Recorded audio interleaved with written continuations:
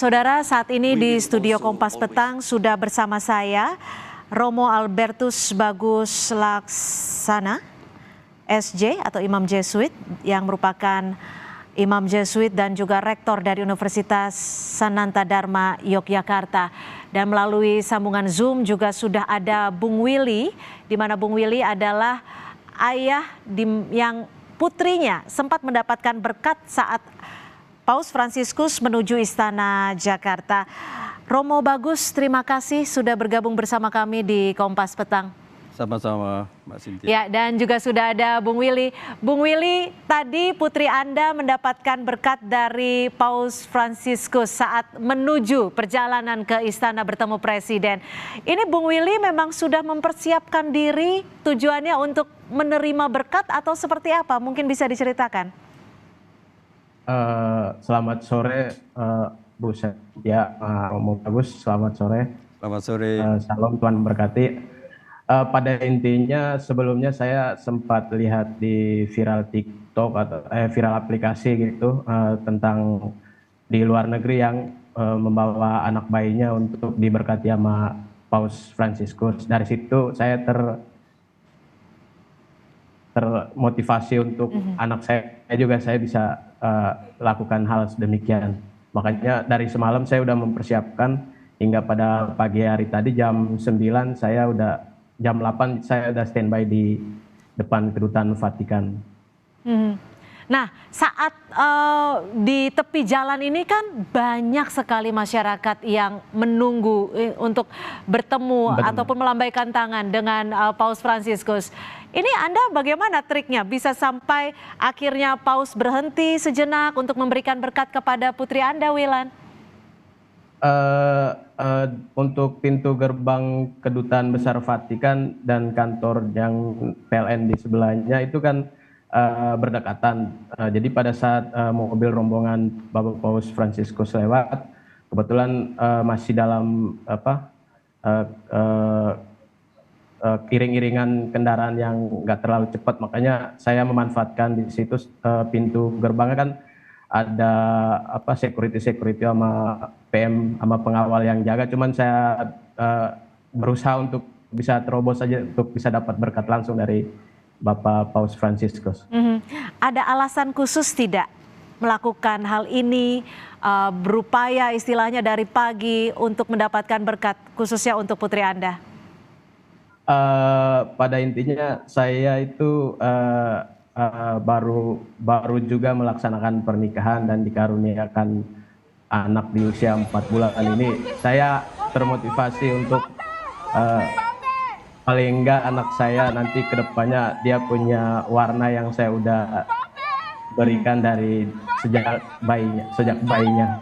Itu yang memotivasi saya untuk bisa senekat hari ini untuk bertemu. Tapi Anda menyangka tidak bahwa momen untuk mendapatkan berkat dari Sri Paus bisa terwujud? Untuk skenario saya cuman bisa merencanakannya, cuman selebihnya saya serahkan kepada yang di atas yang mengatur.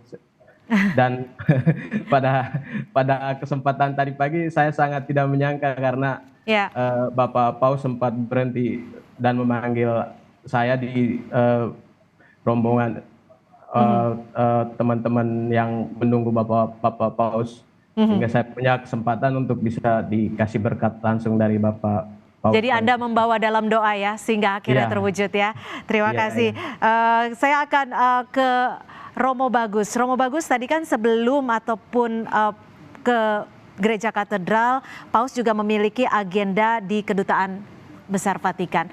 Mungkin bisa diceritakan apa sebenarnya inti dari pertemuan anggota Serikat Yesus ini sih, Romo? Iya, Mbak Cynthia, saya kira pertemuan Paus Fransiskus dengan kami, warga Yesuit itu bersifat kekeluargaan ya. Jadi karena kami keluarga besar Serikat Yesus di dunia terdiri dari sekian ribu anggota dan Paus Fransiskus itu Paus dari Serikat Yesus yang pertama. Dan kemudian siapa tahu, kami juga nggak tahu ya ke depannya, tetapi ini Paus yang istimewa dari segi Serikat Yesus karena ini Paus pertama Yesuit dan dia punya kebiasaan ketika berkunjung ke suatu negara di mana di situ ada Yesuit, dia akan menyediakan waktu sekitar 1 jam, 1,5 jam untuk bertemu dengan saudara-saudaranya seserikat ya, keluarga besar. Jadi ya suasananya suasana pertemuan kekeluargaan. Berarti Romo Bagus tadi ikut hadir ya? Iya, ikut hadir di sana. Berapa lama itu pertemuannya tadi Romo? 1 jam lebih sedikit ya. 1 jam. Ya, Paus Fransiskus sebetulnya mungkin masih ingin lagi, tetapi petugas-petugas ya sudah meminta supaya berhenti, saya kira ya. Romo, saat pertemuan selama 1 jam tadi, apa yang bisa Romo bagikan kepada kita masyarakat Indonesia terkait dengan figur Sri Paus? Sri Paus ini memang figur yang menekankan perjumpaan ya. Jadi dia sangat-sangat senang ketika berjumpa dengan orang lain. Makanya tadi dengan anak-anak, dengan Pak Willy dan anaknya juga di banyak tempat dia punya energi yang luar biasa untuk bertemu orang lain. Maka salah satu tema yang besar, yang kuat yang dia usung adalah fraternity atau kesatuan persaudaraan yang isinya adalah perjumpaan-perjumpaan yang dibangun oleh perjumpaan-perjumpaan dengan siapapun.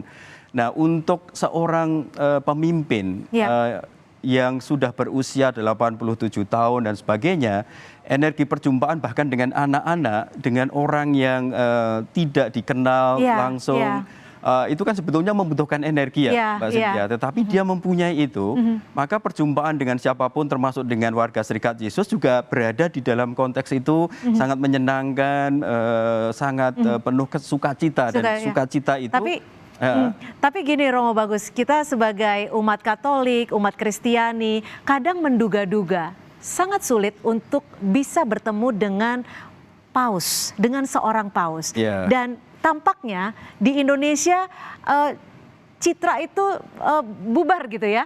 Sangat mudah sekali untuk bertemu bahkan bersalaman dengan Sri Paus. Ini tampak juga saat pertemuan Jesuit tadi. Sangat tampak bagaimana dia bercanda, kemudian sangat lepas ya, tidak ada teks yang dibacakan, langsung datang dan kemudian menyapa kami semua. Kemudian juga senang dengan suasana persaudaraan, banyak kaum muda Yesuit juga. Kemudian juga banyak juga memberi hal-hal yang sangat personal gitu ya untuk konsumsi keluarga kami begitu ya. Bagaimana membangun persaudaraan itu dan juga aksesibilitas itu nih orang tokoh dunia. Yang dipimpin itu 1,2 miliar orang dan usianya beliau sudah segitu, sudah sebetulnya sangat senior dengan kesehatan yang mungkin juga sudah turun dan Gereja Katolik memang punya tradisi ini ya. Paus itu berusia kadang-kadang sangat lanjut dan pekerjaannya banyak dan pekerjaannya itu dia lakukan seumur hidup kan sebetulnya.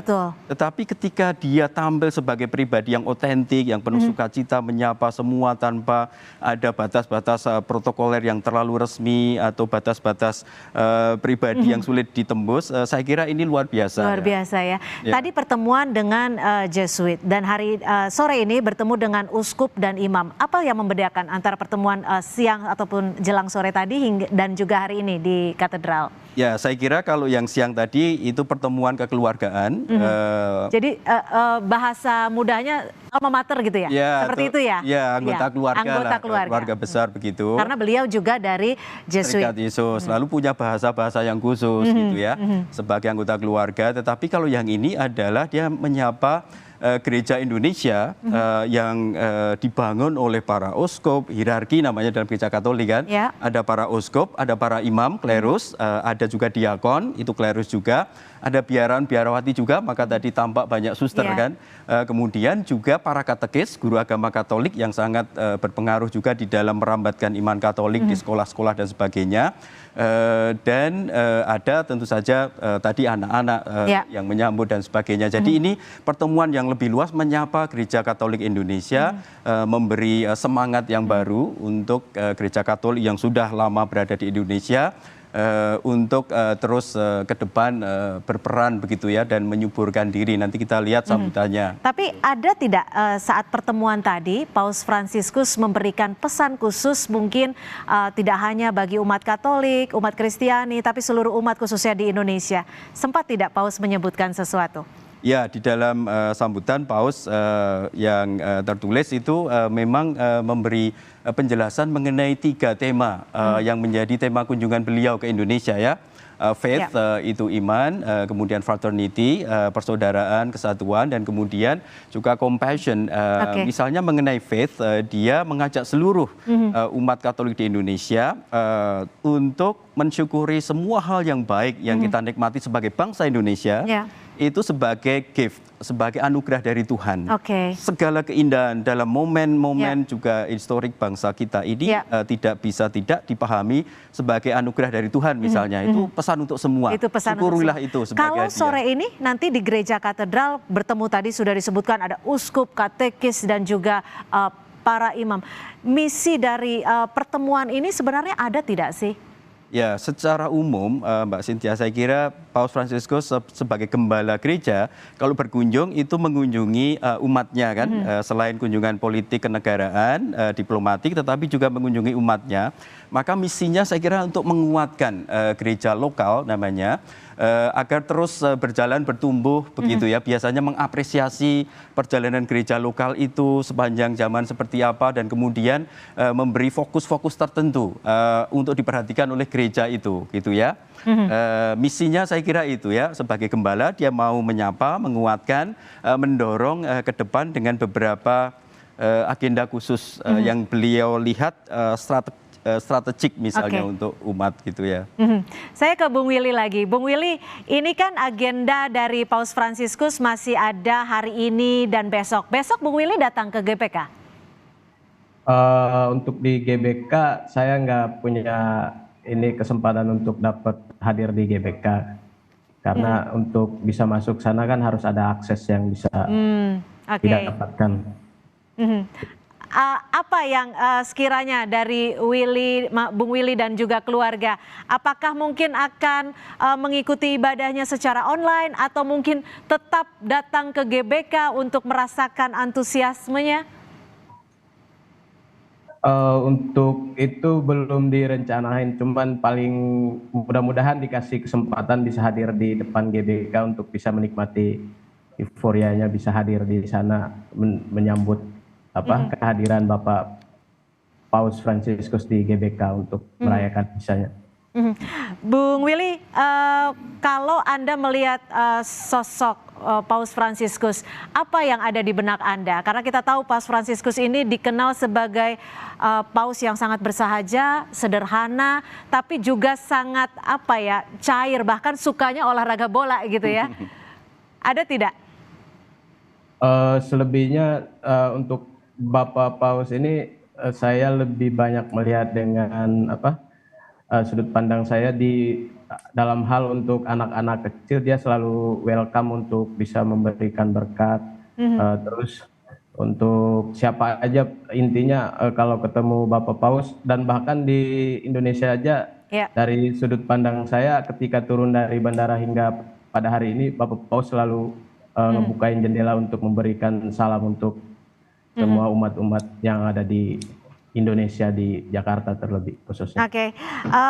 Romo Bagus, ini adalah kunjungan Paus kurang lebih 32 tahun terakhir ya? 89 yang terakhir. 35 tahun ya, terakhir Paus berkunjung dan sekarang ke Indonesia. Bahkan bisa dikatakan ini perjalanan terpanjang, kata Paus Fransiskus.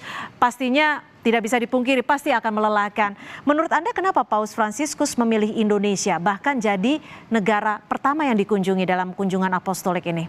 Ya, saya kira jelas bahwa Indonesia mempunyai peran yang khusus di hati Paus Fransiskus dan gereja di Katolik Vatikan ya, karena gereja di Indonesia, gereja Katolik di Indonesia itu tumbuh bersama masyarakat Indonesia yang plural, dan di dalam pidato Paus Fransiskus di hadapan Presiden Joko Widodo dan para menteri dan korps diplomatik tadi siang juga ditekankan mengenai keunikan Indonesia di dalam percaturan dunia, yaitu keragaman yang dijaga menjadi harmoni, kekuatan keragaman budaya, agama, bahkan dan bahasa memuji ini. Bhinneka Tunggal Ika Bhinneka Tunggal Ika, persis di zaman sekarang di mana dunia global dihantui oleh perpecahan dan diwarnai oleh peperangan. Saya kira posisi Indonesia prestasi kita secara kultural ini untuk membentuk sebuah masyarakat yang plural tetapi bersatu, menghargai agama, menghargai satu sama lain, tetapi juga tetap mau ikut di dalam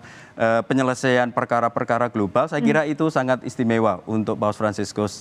Maka dari itu memilih Indonesia dan tampak begitu hangat untuk menyapa masyarakat Indonesia. Kita masih akan lanjut lagi, Romo Bagus dan juga Bung Willy tetap bersama kami di Kompas Petang.